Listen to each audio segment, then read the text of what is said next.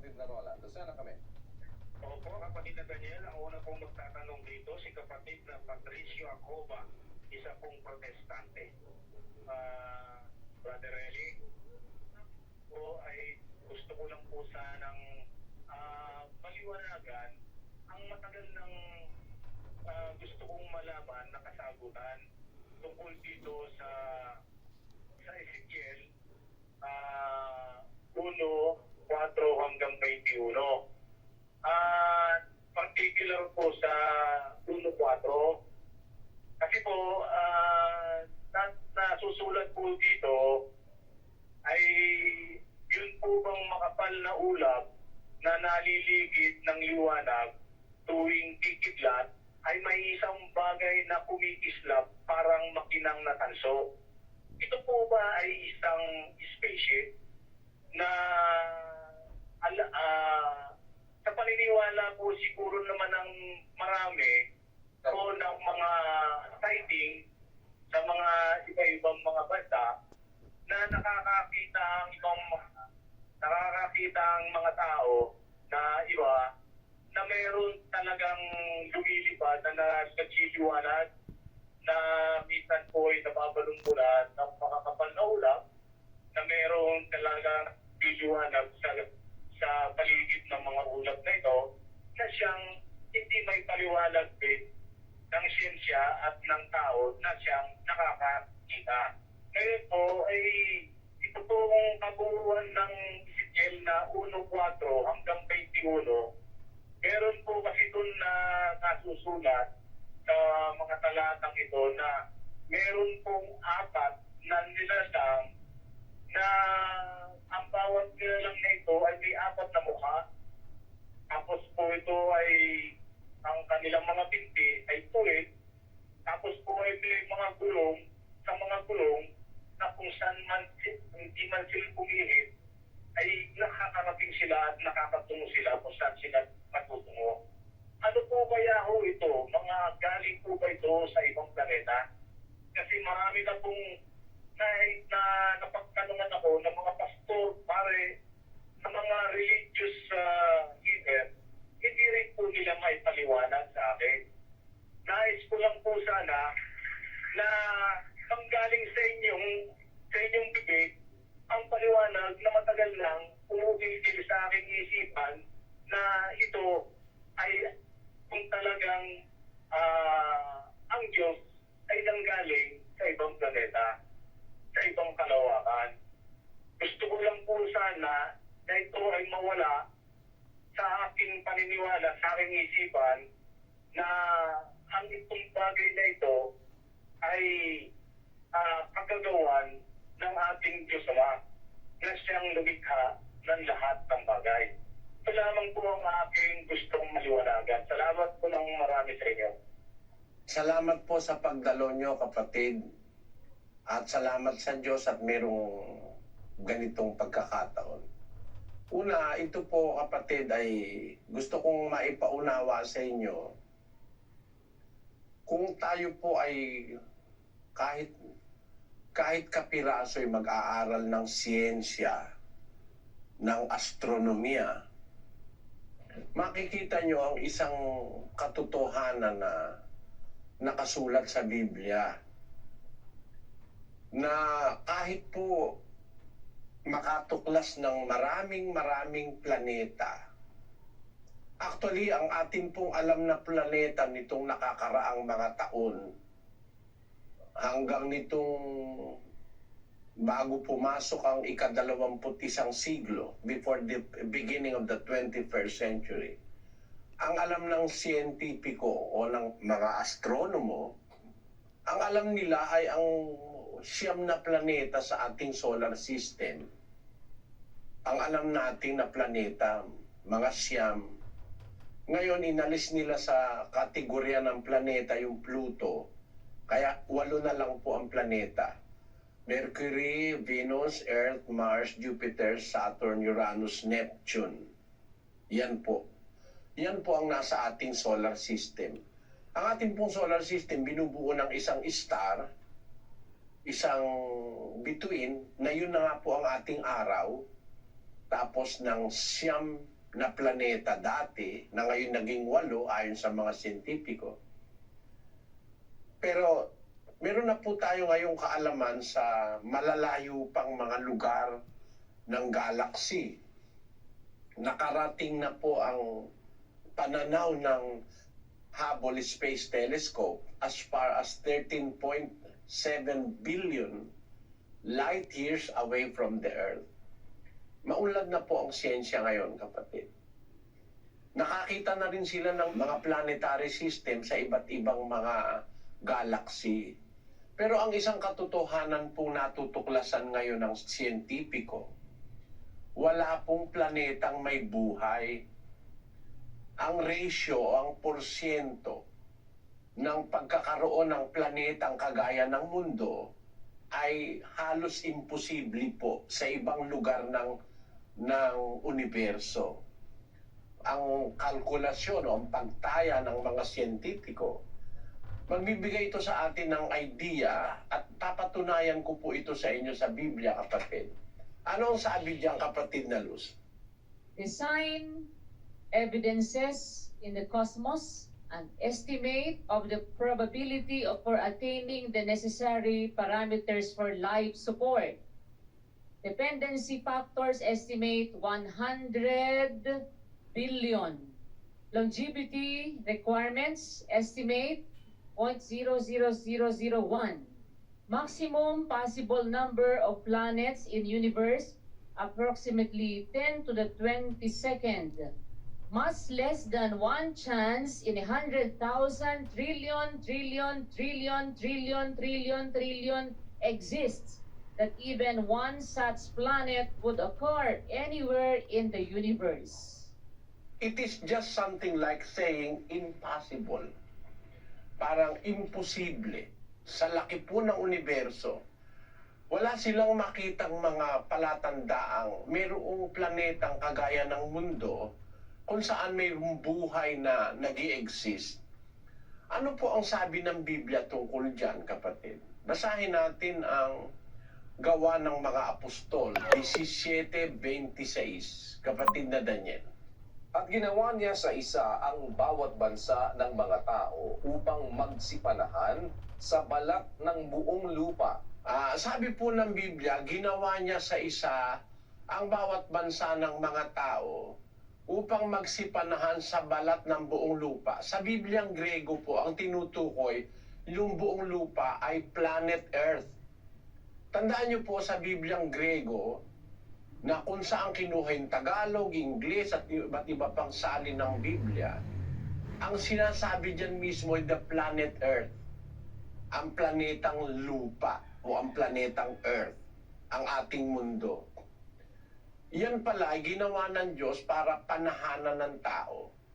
At tayo naman madaling makukumbinsi kung meron tayong kaalaman sa siyensya na hindi para ang tao ay mabuhay sa planetang Merkuryo. Sapagkat kung nasa Merkuryo po tayo, hindi tayo mabubuhay doon. Masusunog tayo ron. Yung ating body constitution di kaya na manatili sa Mercury. Sa Venus, ganun din. Napakainit po ron. At kung tayo naman mapupunta sa Mars, may magiging yelo naman po tayo ron, sa lamig doon. Lalo na doon sa mga outer planets na sinasabi. Yung Jupiter, Saturn, Uranus, Neptune, napakalayo na po sa araw noon, hindi na po tayo mabubuhay doon. Ang mundo po'y tamang-tama lang, scientifically and biblically speaking. That's why I believe in the Bible. Kasi ang salita niya, eksakto scientifically eh. Nilagay ng Diyos ang tao sa lupa. So huwag po tayo mag-isip na mayroong manggagaling sa planeta Mars o kaya may manggagaling from far away galaxies pupunta rito para ang mga tao makakakita tayo ng mga UFO. Nakakatuwa naman, hanggang ngayon po ang tawag dyan UFO, Unidentified Flying Object. Sinabing nakakatuwa. Kasi hanggang ngayon hindi nila mapatunayan yung kanilang huna-huna o yung haka-haka na yan galing sa ibang planeta. Wala pong ibang planetang panggagalingan ng mga UFO. Kung totoo man na mayroong nakikitang mga flying objects, yan po ay maaaring gawa ng mga makapangyarihang bansa na nag-e-espiya sa ibang mga bansa. Yan po ang posibilidad niyan. At yan ay hindi po very remote. Alam ng CIA yan ng Amerika, ng Central Investigation Agency.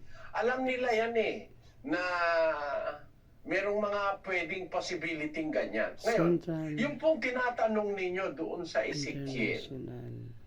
basahin natin ang Central 1.4 ng Ezekiel. At ako'y tumingin at narito, isang unos na hangin ay lumabas na mula sa hilagaan, na isang malaking ulap, na may isang apoy na naglilikom sa sarili, at isang ningning sa palibot. At mula sa gitna niya may parang metal na nagbabaga mula sa gitna ng apoy. Yan. Ayun pong sinabi dyan, nung panahon po ni Ezekiel, meron na pong metal nun. Tandaan mo kapatid, may metal na nun. Gumagamit na ang tao noon ng ginto, tanso, ginagamit na nila ang bakal, matagal ng panahon. Para patunayan ko po sa inyo, pumunta po tayo sa aklat ng Henesis. Ganito ang ating mababasa. Nung panahong malapit na malapit pa kay Adan at saka kay Eva, ay ganito po ang nasulat sa 2:11 ng Henesis. Ang pangalan ng una ay Pison, na siya'y lumiligid sa buong lupain ng Habila, na dooy may ginto. At ang ginto sa lupang yaoy mabuti. Mayroon din naman doong betelyo at batong onyx. Yan. Nung panahon na nasa Eden si Eva at si Adan, isa sa ilog na nagsasanga sa Eden ay yung ilog ng Pison na siyang lumiligid sa buong lupain ng Habila na dooy may ginto. Noong pang panahon na yon, mga kapatid, panahon pa nung mga unang tao, meron ng kaalaman ng tao sa ginto. Ang ginto po'y metal Metal po ang ginto. Ang katunayan, isa sa mga apo ni Adan ay gumagamit na ng metal na si Tubal-Cain. At tungkol kay Zila, ay ipinanganak naman niya si Tubal-Cain, na mamamanday ng lahat na kagamitang patalim na tanso at bakal. At ang kapatid na babae ni Tubal-Cain ay si Naama. Ayan, tinanin nyo kapatid si Tubal-Cain namamanday ng kagamitang patalim na tanso at bakal.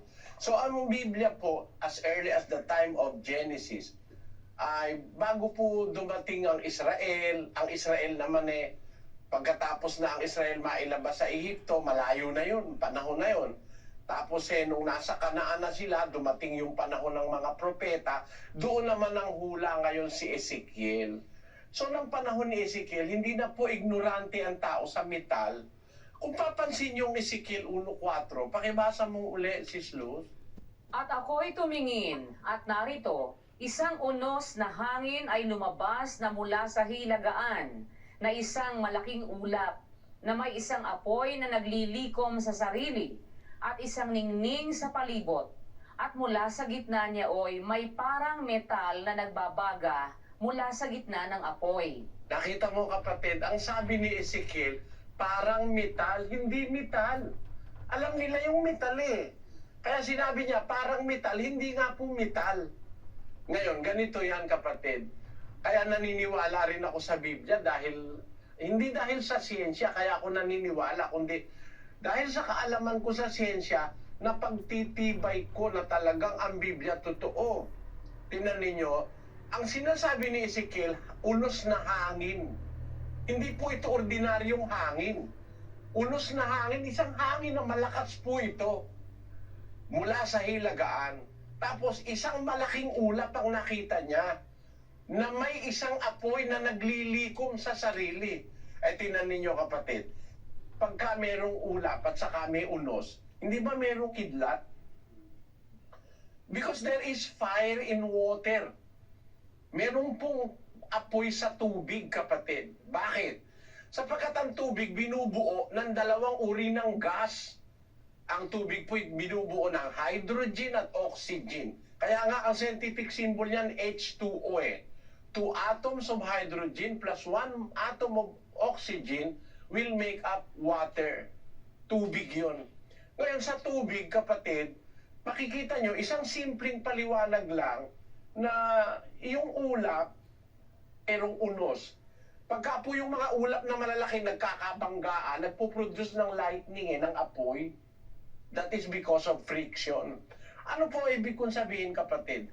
Yung nakita ni Ezekiel, ito po ay scientifically possible na yung isang malaking ulap at yung unos na hangin, may isang apoy na naglilikom sa sarili, parang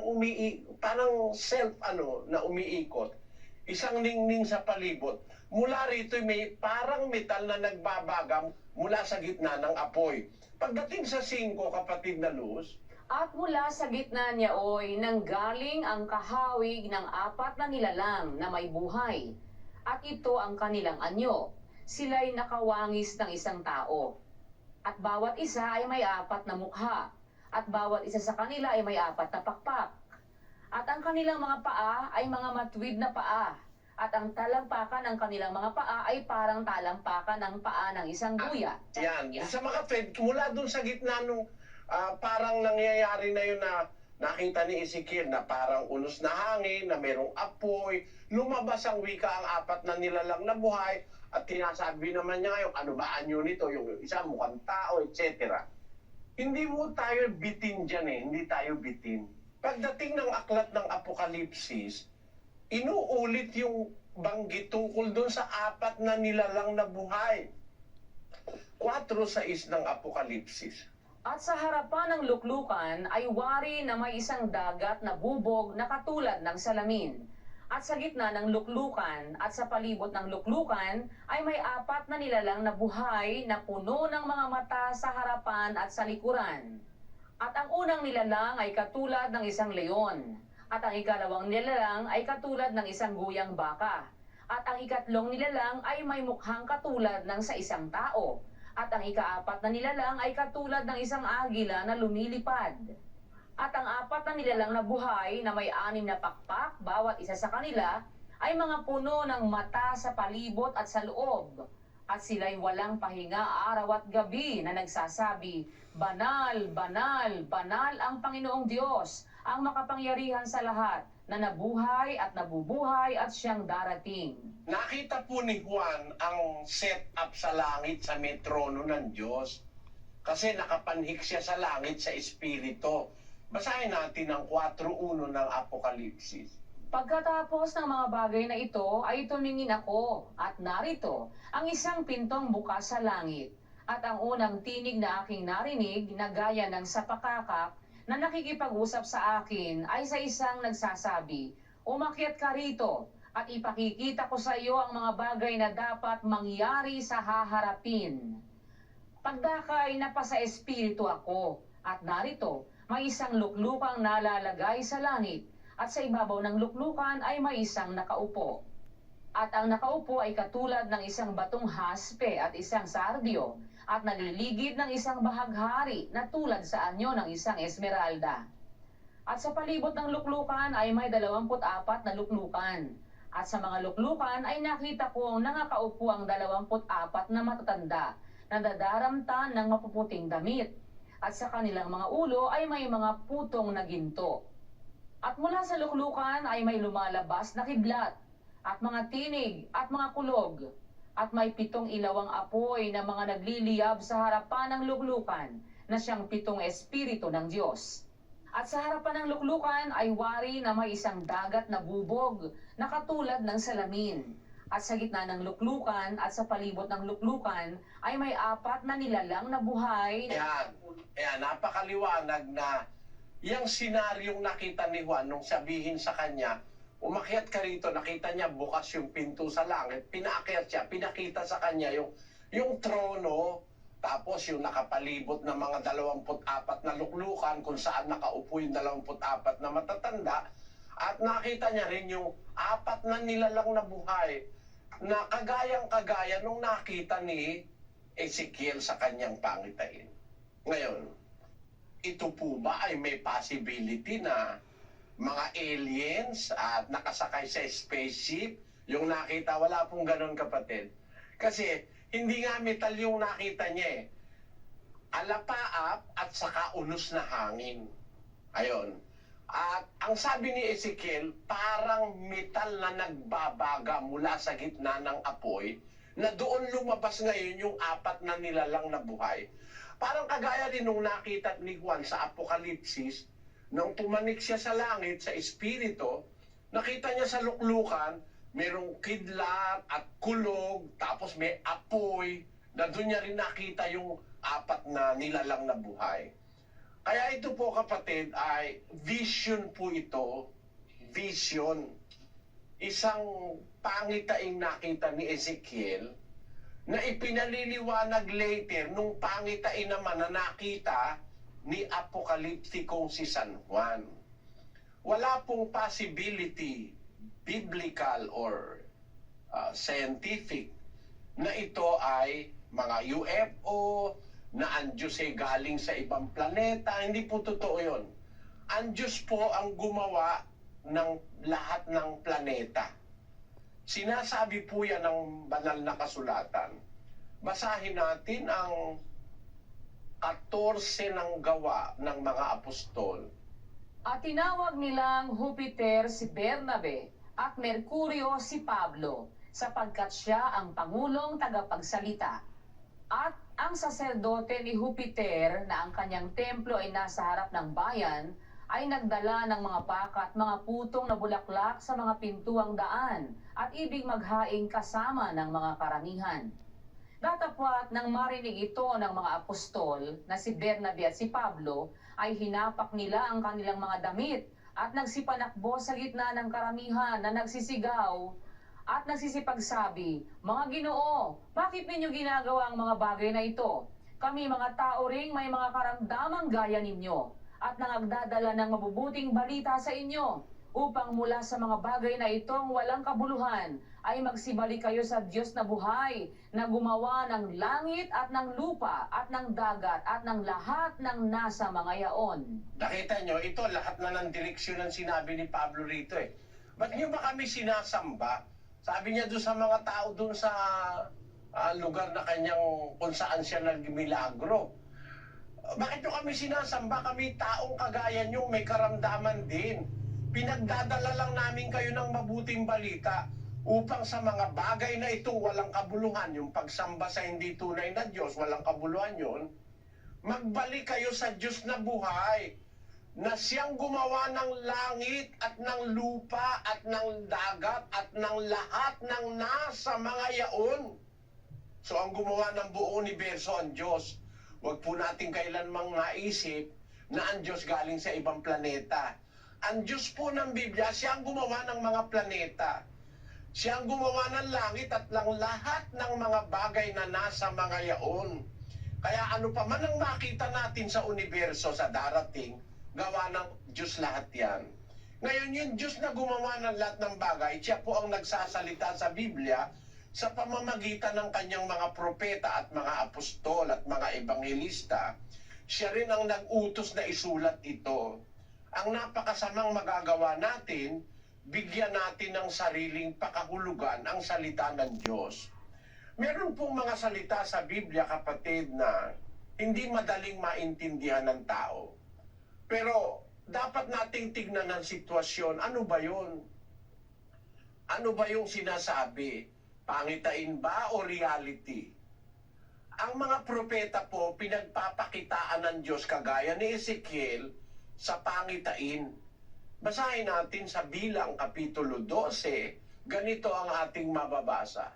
At kanyang sinabi, "Dinggin ninyo ngayon ang aking mga salita. Kung mayroon sa gitna ninyo na isang propeta, akong Panginoon ay pakikilala sa kanya sa pangitain. Nakakausapin ko siya sa panaginip." Alam mo po kapatid, pagkapangitain, hindi natin ini-involve sa pangitain yung mga bagay na material, na literal o physical. Yung nakita po ni Ezekiel, pangitain po yun eh. Paraan po ng Diyos yun para magpahiwatig sa propeta ng isang bagay. At dito po sa binabasa niyong 1:4 hanggang 21, ito'y pangitaing nakita ni Ezekiel na Ang tinutukoy po rito yung apat na nilalang na buhay at kung anong sitwasyon sila naroroon. Parang isang ningning sa palibot mula sa gitna nyo ay may parang metal na nagbabaga mula sa gitna ng apoy. Yon. At yan po ang pagsasalarawan niya doon sa apat na nilalang na buhay. Na yung apat na nilalang na buhay pala sa langit, ang tungkulin pala nun po ay magsalita lang ng sinasabi niyang araw at gabi na nagsasabi. Basahin na nga natin yung 4:8, Sis Luz. At ang apat na nilalang na buhay na may 6 na pakpak, bawat isa sa kanila, ay mga puno ng mata sa palibot at sa loob. At sila'y walang pahinga, araw at gabi na nagsasabi, Banal, banal, banal ang Panginoong Diyos, ang makapangyarihan sa lahat, na nabuhay at nabubuhay at siyang darating. 9. At pagka ang mga nilalang na buhay ay nangagpupuri at nangagpaparangal at nangagpapasalamat sa nakaupo sa luklukan, doon sa nabubuhay magpakailan-kailanman, ang 24 na matatanda ay mangagpapatira pa sa harapan niyong nakaupo sa luklukan. Yung palang apat na nilalang na buhay, yun po pala ang ginagawa lang nun sa langit, walang tigil na pagpupuri sa Diyos. Sinasabi nila, banal, banal, banal, ang Panginoon Diyos, ang makapangyarihan sa lahat, nabuhay at nabubuhay at darating. Nagpupuri sila araw at gabi, nagpapasalamat sila sa Diyos. Wala silang ibang ginagawa. Alam nyo, ito isang senaryo sa langit na nakita ni Juan, na sa langit mayroong forever na nagsasalita ng kapurihan ng Diyos. At ito, napakagandang aral po sa Biblia ito. Bakit kailangan yung apat na nilalang na buhay? Walang katigil-tigil na ulit-ulit na nagpupuri. Walang katigil-tigil yon magpakailanman. Yan po. Meron pong isang magandang karunungan sa Biblia riyan. Pinakikita ko lang sa inyo yung binabasa po sa Ezekiel 4:21. Pagsasalarawan ng isang katotohanang nakita ni Ezekiel sa pangitain tungkol sa apat na nilalang na buhay na nakita rin ni Apostol Juan sa panahon ng mga apostol sa pangitain naman sa Apokalipsis. Nagpapakita lang po ito ng bagay sa langit. Sa langit po ito, kapatid. Hindi dito sa Earth's atmosphere. Hindi po dito ito sa para magkaroon tayo ng hinala na ito UFO. Huwag po kayong naniniwala